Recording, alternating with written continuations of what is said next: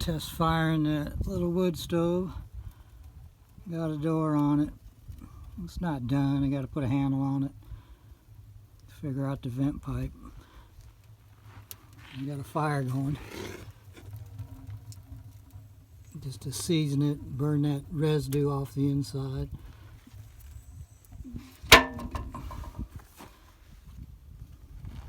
It's with the door closed. Here's what I was going to use, a little 6-gallon water heater, cut a door in, a vent pipe out the top. I decided it was too small for my RV, so I'm going with this Craftsman air compressor tank.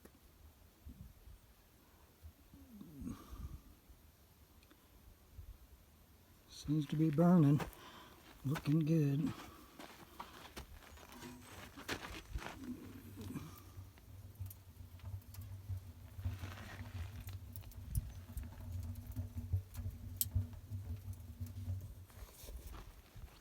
There's my Craftsman wood stove, smoking out the vent pipe.